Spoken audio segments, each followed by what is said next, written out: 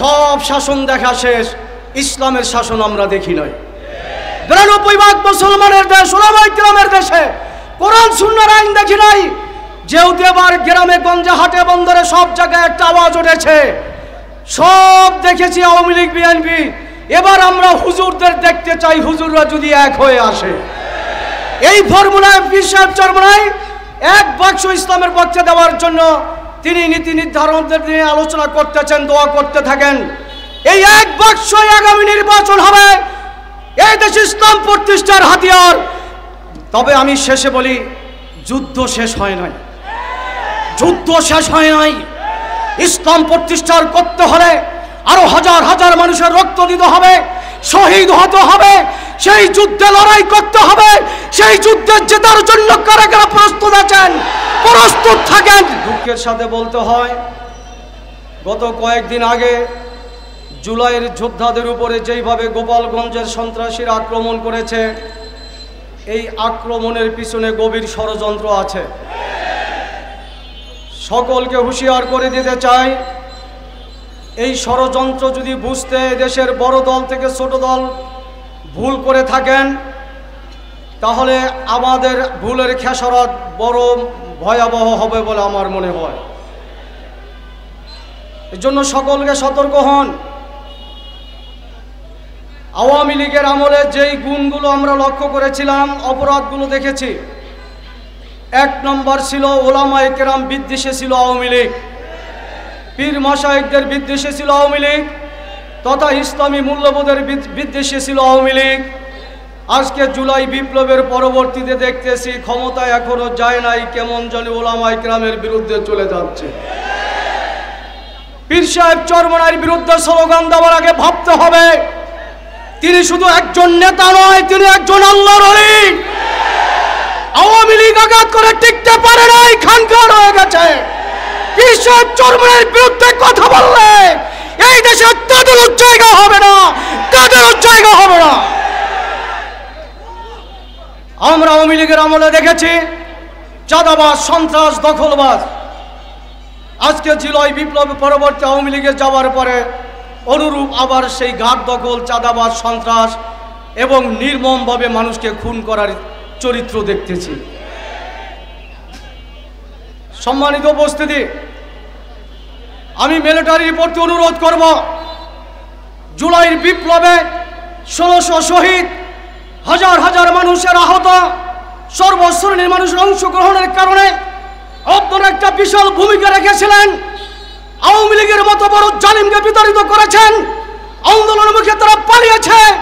এখন কেন আপনারা ঘুমিয়ে রয়েছেন? এই সন্ত্রাস, চাঁদাবাজ, দখলবাজদেরকে কি দেখেন না? সুতরাং অনুরোধ করতেছি, আইন শৃঙ্খলা বাহিনীদেরকে সতর্ক হন। কোন অবস্থায় তাদেরকে এই স্বাধীন বাংলাদেশে অন্যায় করতে দেওয়া যাবে না।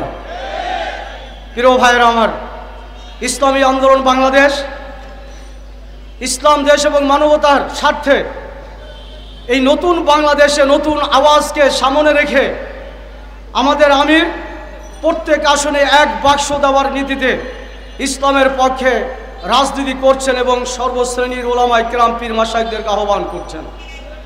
কিন্তু ইতিমধ্যে দেখতেছি কিছু ওলামায়ে কেরাম আমাদের পিয়ারের পদ্ধতির ব্যাপারে আলোচনা করতে গিয়ে উচ্ছৃঙ্খল আলোচনা করতেছেন। এটা থেকে আপনারা বিরত থাকুন। পীর সাহেব চরমনাই আজকে সময়ের আবর্তে যে আহ্বান করেছেন, ছাত্র ছাত্রীরা আন্দোলন করে নতুন বাংলাদেশ করেছে। এই ছাত্র ছাত্রীরাও নতুন বাংলাদেশকে নতুনভাবে সাজাতে চায়।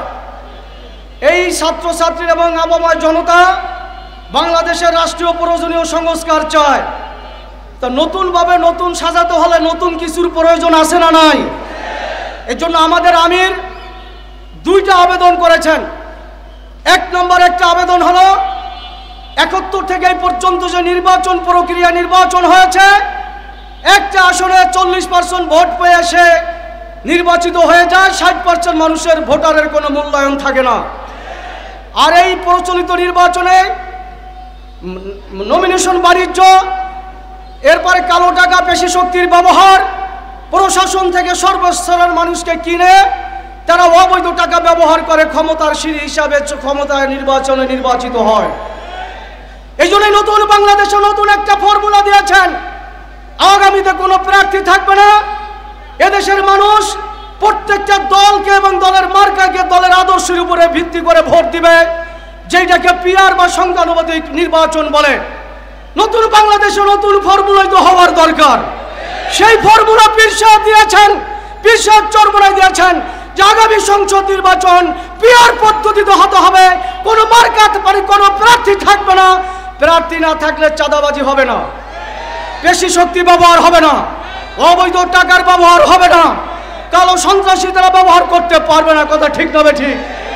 টোটাল মানুষের ভোটকে একত্রিত করে পার্সেন্টেজ হারে যে যত দল যত পার্সেন্টেজ পাবে 1x3, সেই হিসাবে 1%-এর 3 জন সংসদ সদস্য তাদের প্রতিনিধি সংসদে যেতে পারবে।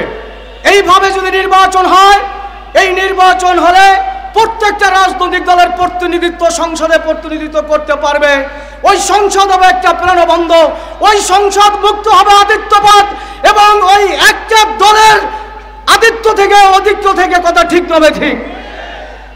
সুতরাং এই পদ্ধতিতে নির্বাচন কারা কারা চাই? আমরা এটার জন্য গণসচেতনতা তৈরি করতেছি ইতিমধ্যে আলহামদুলিল্লাহ। 28শে জুন মহাসমাবেশের পরে টোটাল মিডিয়া পাড়া, কূটনীতিক, বুদ্ধিজীবী, শিক্ষাবিদ এবং টেবিল টকে সব জায়গায় এখন পিআর নিয়ে সবাই ব্যস্ত। কথা ঠিক না বেঠে? কিন্তু একটা দল পিআর চায় না, তার কারণ হলো পিআরে নির্বাচন হলে তারা একক আদিত্যবাদ আর বাংলাদেশে করতে পারবে না। ক্ষমতায় যাওয়ার আগে যেইভাবে চাঁদাবাজি আর লুটপাট আর খুন খারাপি ওলামায়ে কেরামের বিদ্বেষে নেমে গেছেন, ইতিমধ্যে স্লোগান দেখি রাজাকারদের পাঠাবেন পাকিস্তান, পীর সাহেব চরমোনাইকে পাঠাবেন আফগানিস্তান। আপনারা কোথায় যাবেন? খবরদার! এই দেশ স্বাধীন করতে গিয়ে আমার মরহুম দাদা হুজুর সাহেব রহমতুল্লাহ আলাইহি ৭১-এর যুদ্ধ ছিলেন, মরহুম পীর সাহেব রহমত ৪৭-এর যুদ্ধ ছিলেন, মরহুম শাইখ রহমতুল্লাহ আলাইহি ৭১-এর যুদ্ধের পক্ষে ছিলেন। ২৪-এর যুদ্ধে পীর সাহেব চরমোনাইর নেতৃত্বে আমরা যুদ্ধ হয়ে আন্দোলন করেছি, সংগ্রাম করেছি, শহীদ হয়েছি, আহত হয়েছি। সুতরাং এই দেশে একক আদিত্যবাদ আর চলতে দেওয়া হবে না।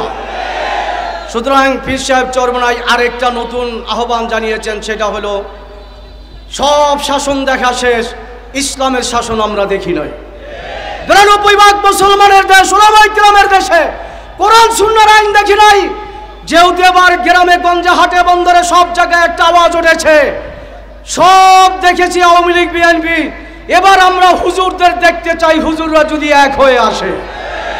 এই ফর্মুলায় পীর সাহেব চরমোনাই এক বাক্স ইসলামের পক্ষে দেওয়ার জন্য তিনি নীতি নির্ধারকদের নিয়ে আলোচনা করতেছেন, দোয়া করতে থাকেন। এই এক বাক্সই আগামী নির্বাচন হবে, এই দেশ ইসলাম প্রতিষ্ঠার হাতিয়ার। তবে আমি শেষে বলি, যুদ্ধ শেষ হয় নাই, যুদ্ধ শেষ হয় নাই। ইসলাম প্রতিষ্ঠার করতে হলে আরো হাজার হাজার মানুষের রক্ত দিতে হবে, শহীদ হতে হবে, সেই যুদ্ধে লড়াই করতে হবে। সেই যুদ্ধে জেতার জন্য কারা কারা প্রস্তুত আছেন, প্রস্তুত থাকেন। ওমা আলাইনা ইল্লাল বালাগ।